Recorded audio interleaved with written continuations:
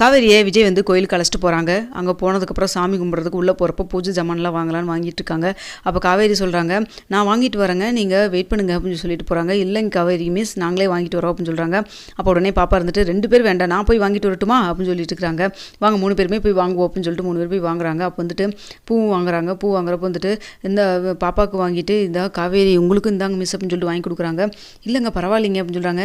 இல்லைங்க பரவாயில்ல இருக்கட்டும் இந்தாங்க, நான் ஆக்சுவலாக கோயிலுக்கு வர ஐடியாவிலே இல்லை, இன்றைக்கி நீங்கள் வந்ததுனால சரி அப்படியே பாப்பாவும் வரணும்னு ஆசைப்பட்டா, அதனால தான் நானும் கூட வந்தேங்க அப்படின்னு சொல்லிட்டு இருக்கிறாங்க. கோயிலுக்கு தானங்க சார், வாங்க வாங்க அப்படின்னு சொல்லிட்டு கூட்டிகிட்டும் போகிறாங்க. அப்போ வந்துட்டு காவேரி பார்த்துட்டே இருக்காங்க. காவேரி வந்துட்டு என்ன இவர் நம்ம கூடவே ரொம்ப ஜெல்லாகி ஒட்டுற மாதிரி இருக்காரு, என்ன ஏதுன்னு தெரியலையே, ஆனால் இவரை பார்த்தாலும் வந்துட்டு ரொம்ப பாவமாக தான் இருக்குது. ஆனால் கனவுல வந்தவர் நேரில் எப்படி வந்தார், கடவுளே நீ தான் வந்து காப்பாற்றி கொடுக்கணும், எப்படி என்ன ஏதுன்னு ஒன்றுமே எனக்கும் புரியல, எதாக இருந்தாலும் சரி எனக்கு தெளிவாக புரிய வைங்க. அம்மா இப்படிலாம் நடந்துக்கவும் மாட்டாங்க, இந்த குழந்தைகிட்டையும் ரொம்ப ரொம்ப வந்து அட்டாச்சு ஆகுறாங்க, ரொம்ப சொந்தக்காரங்க மாதிரி அம்மா பழகுறாங்க, ஆனால் எதுவும் என்கிட்ட சொல்ல மாட்டேங்கிறாங்க, என்ன எதுன்னு தெரியலையே அப்படிங்கிற மாதிரி வந்துட்டு மனசுக்குள்ளே 1008 கேள்வியோட சாமியை வேண்டிகிட்டு இருக்கிறாங்க. ஆனால் இவங்க விஜய் சாமியை பார்க்காம காவேரியே பார்த்துட்டு இருக்காங்க. அப்போ வந்துட்டு குட்டி பாப்பாவும் வந்துட்டு, அப்பா என்னப்பா சாமி கும்பிடுப்பா, ஏப்பா இங்கே பார்த்துட்டு இருக்க மிஸ் அப்படின்னு சொல்கிறாங்க.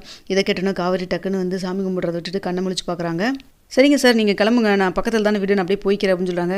இல்லைங்க உங்க கொண்டு வந்து விட்டுட்டு வரேன் அப்படின்னு சொல்கிறாங்க. ஏங்க அதெல்லாம் ஒன்றும் வேண்டாங்க, உங்கள் ஒர்க்கை நீங்கள் பாருங்கள். ஆக்சுவலாக ஸ்கூலுக்கு வந்து இது மாதிரி பேரண்ட்ஸு வீட்டுக்கு வந்துட்டு போகிறாங்கன்னு சொல்லி தெரிஞ்சாவே அதுவே வேறு மாதிரி இஷ்யூ ஆகும். நாளை பின்னா இன்னும் 2 பேரண்ட்ஸ் இது மாதிரி தான் வந்து பாப்பா அழறான்னு சொல்லிட்டு வீட்டுக்கு கொண்டு வந்து விடுற மாதிரி இருந்தால் ரொம்ப கஷ்டமாக போயிடுங்களே அப்படின்னு சொல்கிறாங்க. இல்லைங்க இனிமேல் நான் எதுவும் பெருசாக வந்து டிஸ்டர்ப் பண்ண மாட்டேங்க அப்படின்னு சொல்கிறாங்க. சரி இப்போ நம்ம கிளம்பலாமாப்பா, ரொம்ப நேரம் ஆயிடுச்சு, தாத்தா நம்மளை காணான்னு பாப்பாரு அப்படின்னு சொல்கிறாங்க. சரி ஓகே கிளம்பலாம் அப்படின்னு சொல்லிட்டு கிளம்புறாங்க. அப்போ வந்துட்டு காவேரி வந்துட்டு திரும்பி போகிறப்ப பார்த்துட்டு வந்துட்டு யோசிக்கிறாங்க. ஏதோ என்னமோ வந்து இருக்குது, பேர் விஜய்ங்கிற பேர் கேட்டால் நமக்கு ஏதோ ஆரமாக இருந்தது இதுக்கு முன்னாடியே. அது மட்டும் இல்லாமல் இவருடைய இருக்கிறப்பெல்லாம் நமக்குள்ளே ஏதோ ஆகிற மாதிரி இருக்குது, ஏதோ நடக்குது, அம்மாட்ட போய் இதை கேட்டே ஆகணும்னு சொல்லிட்டு அடுத்து காவேரி ஆட்டோ பிடிச்சிட்டு வீட்டுக்கும் போகிறாங்க. போன என்னடி கோயிலுக்கு போயிட்டு வந்துட்டியா, சாமி கும்பிட்டியா அப்படின்னு சொல்கிறாங்க. அதெல்லாம் இருக்கட்டும், எதுக்குமே இப்போ என்னை அவரோட போக சொன்னேன் நீ அப்படின்னு சொல்லி கேட்குறாங்க. இதெல்லாம் என்னடி இருக்குது, அந்த பையனை பார்த்தா தப்பான பையன் மாதிரிலாம் ஒன்றும் தெரியல, நல்ல தம்பியாக தானே இருக்காரு அப்படின்னு சொல்கிறாங்க. நல்ல தம்பியோ இல்லையோ உனக்கு எப்படிமா தெரியும், திடீர்னு ஒருத்தரை பார்த்தோன்னே வந்துட்டு அவரோட போயிட்டு வா அப்படின்லாம் அனுப்பிச்சுட்றேன். குழந்தையோட தான் வந்திருந்தாரு, எந்த ஒரு தப்பு நடக்காது அப்படின்னு ஒரு இதுதான், மனுஷங்களை நம்பணும்டி அப்படின்னு சொல்கிறாங்க. அம்மா நீ பேசுறது வேற மாதிரி பேசுகிறம்மா, முன்னாடியெல்லாம் தெரியாத ஆளுகிட்டெல்லாம் பேசக்கூடாது வைக்கக்கூடாதுன்னு அப்படி இப்படின்னு எங்கள் 3 பேர் 4 பேர்த்தையும் கண்டிப்பாக வளர்ப்பேன் அப்படி இப்படின்லாம் இருந்தது. இப்போ நம்ம திடீர்னு வந்துட்டு இவரோட போயிட்டு வாங்குற, என்ன எனக்கு ஒன்றுமே புரியல, இவங்க வராங்கன்னு சொல்லிட்டு சாப்பாடு எல்லாம் தடப்படலாம் செய்கிறேன், எனக்கு எதுவுமே புரியல, ஒழுங்காக சொல்லுமா, இவங்களுக்கு நமக்கு ஏதாவது தெரியுமா, இவங்களை முன்னாடி நீ பார்த்துருக்கிறியா, என்ன ஏதுன்னு சொல்லுமா எனக்கு அப்படின்னு சொல்லிட்டு இருக்கிறாங்க. நீ வேறு ஏதாவது காமெடி பண்ணிட்டு இருக்காத போ அப்படின்னு சொல்கிறாங்க. சரி இதுக்கு மேலே அம்மாட்ட கேட்டால் வேலைக்கே ஆகாது, யார்கிட்ட கேட்கலாம், கங்காட்ட கேட்கலாமா, நர்மலாட்ட கேட்கலாமா, யமுனாட்ட கேட்கலாமா, யார்கிட்ட கேட்கலாம், இது வேலைக்கே ஆகாது, நிவின் வரேன்னு சொல்லியிருக்காருல்ல, இன்றைக்கி கூட கிளம்பி வந்துட்டு தான் இருக்காரு, அவர் ஒருத்தர் நம்ம கேட்டுக்கலாம் அப்படின்னு சொல்லி நினச்சிட்டு இருக்காங்க. கொஞ்சம் நேரத்தில் நிவினும் வராங்க. என்னங்க தான் நேரில் பார்த்து ஏதோ பேசணும்னு சொன்னீங்க அப்படின்னு சொல்லி சொல்கிறாங்க. அப்போ காவேரி இருக்காங்க அப்படிங்கிறக்காக வந்துட்டு எதுவுமே பேசாமல் முழிக்கிறாங்க. சரிங்க எனக்கு கொஞ்சம் வெளியில் வேலை இருக்குங்க தான், நான் போயிட்டு வந்துடுறேன், அப்புறமேல வந்து பேசிக்கலாம் அப்படின்னு சொல்கிறாங்க. அப்போ காவேரி வந்து எனக்கு பக்கத்தில் ஸ்டேஷனுக்கு கிடைக்க வரைக்கும் போக வேண்டியது இருக்குது, நிவின் அப்படியே என்னை கொண்டு போய் ட்ராப் பண்ணிடுறீங்களா அப்படின்னு சொல்கிறாங்க. சரி வா காவேரின்னு சொல்லி கூட்டிகிட்டு போகிறாங்க. அங்கே போனதுக்கப்புறம் உங்கள்கிட்ட பேசணும் அப்படிங்கிறக்காக தான் அப்படி சொன்னேன் நான், சொல்லுங்கள் என்ன நடக்குதுன்னு எனக்கு ஒன்றுமே புரியல. அம்மா வந்துட்டு ஒருத்தரை கூட்டிகிட்டு வந்திருந்தாங்க, அவர் வந்துட்டு என் கிளாஸில் படிக்கிற பொண்ணோடைய பேரண்ட் தான், ஆனால் அந்தளவுக்கு வந்துட்டு தூரமாக தெரியாதவங்க மாதிரி நடந்துக்கல, எங்கள் அம்மா ரொம்ப வந்துட்டு அம்மா வந்துட்டு க்ளோஸாக இருக்கிற மாதிரி நடந்துக்கிறாங்க, அது மட்டும் இல்லாமல் என்னை வந்து அவரோட கார்லாம் போக சொன்னாங்க, என்ன ஏதுன்னு ஒன்றுமே புரியல, எதுக்கு இப்படி நடந்துக்கிறாங்கன்னு தெரியல, எனக்கு சொல்லுங்கள், எனக்கு இந்த 3 வருஷத்தில் மறந்த விஷயம் நிறைய இருக்குல்ல, அதில் விஜயன் தெரிஞ்சவர் யாராக இருக்காரா அந்த பேரில், எனக்கு அந்த பேரில் கேட்டாவே ஒரு மாதிரி ஆகுதுன்னு நிவின், எங்கள் அம்மா தான் ஒன்றுமே சொல்ல மாட்டாங்க, நான் திரும்ப கேட்டேன் எதுக்கு இப்படியெல்லாம் நீ வந்து நடந்துக்கிற அப்படின்னு சொல்லிட்டு, ஆனால் எதுவும் சொல்ல மாட்டேங்கிறாங்க, சொல்லு நிவின் அப்படின்னு சொல்லி கேட்குறாங்க.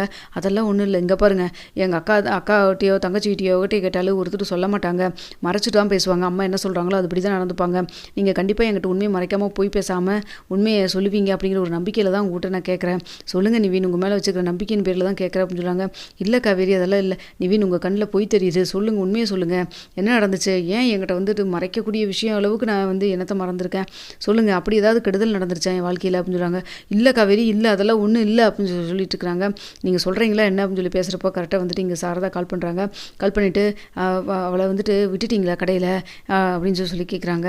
என்ன சொல்கிறதுன்னு தெரியாமல் நிவினும் முழிக்கிறாரு. ஐயோ காவேரி பக்கத்தில் இருக்காங்க, அத்தை வேறு வர சொல்லி கூப்பிட்றாங்க, என்ன சொல்கிறதுன்னு தெரியலையே அப்படின்னு சொல்லி நினச்சிட்டு, காவேரி நம்ம வீட்டுக்கு கிளம்பலாம், அத்தை வர சொல்கிறாங்க, நீங்கள் சொல்லிட்டு தானே வந்தீங்க வெளியில் வேலை இருக்குன்னு சொல்லிட்டு, அப்புறம் எதுக்கு எங்கள் அம்மா கால் பண்ணுறாங்க, கொடுங்க ஃபோன் அப்படின்னு சொல்லிட்டு, ஏம்மா என்னம்மா நான் கடையில் தாம்மா இருக்கேன், நிவின் கூட தான் இருக்காரு, ஏம்மா அப்படின்னு சொல்லி கேட்குறாங்க.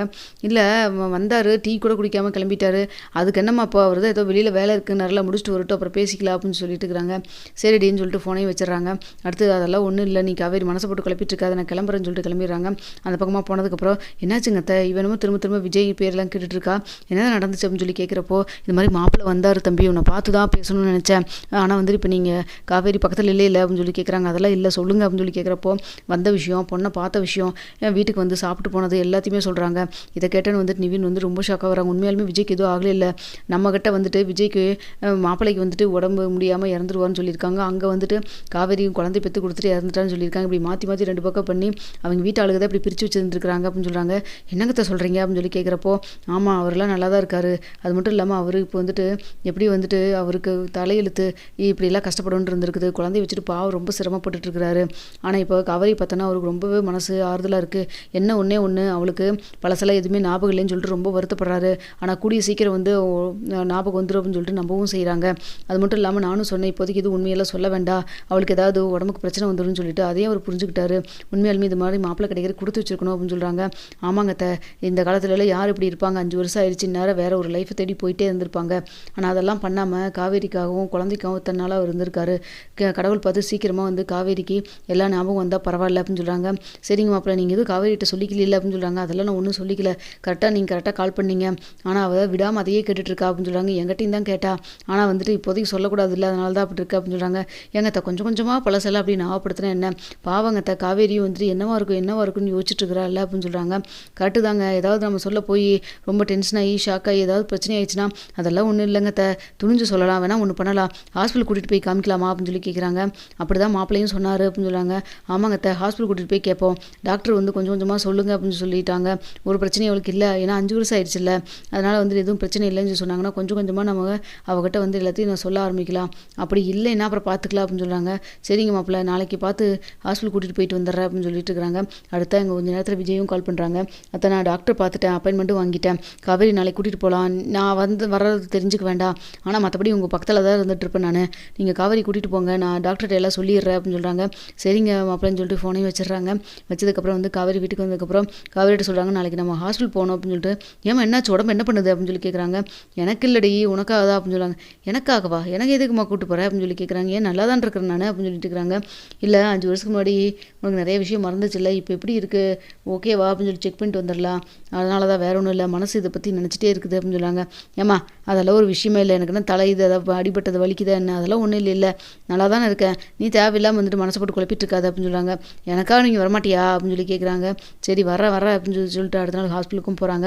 விஜய் வந்துட்டு காவேரியும் சாரதான் வந்துருக்கிறதெல்லாம் பார்த்துக்கிட்டு தான் இருக்கவும் செய்கிறாரு. அங்கே டாக்டர் வந்தோடனே செக் பண்ணி பார்த்துட்டு காவேரியும் வந்துட்டு சாரதான் வெளியில் வெயிட் பண்ண சொல்கிறாங்க. அப்போ விஜய் போய் உள்ளே கேட்குறாங்க, என்னாச்சு டாக்டர் நல்லா இருக்காளான்னு சொல்லிட்டு, உண்மையெல்லாம் சொல்லலாமா அப்படின்னு சொல்லிட்டு. அதெல்லாம் வந்து பிரச்சனை இல்லை, கொஞ்சம் கொஞ்சமாக அவங்ககிட்ட உண்மையை சொல்ல ஆரம்பிக்கலாம், ரொம்ப ஷாக் கொடுக்குற விஷயத்தில் எதுவும் சொல்ல வேண்டாம், கொஞ்சம் கொஞ்சமாக ஆரம்பிங்க, எதுவும் பெரிய பிரச்சனை இருக்காதுன்னு சொல்கிறாங்க.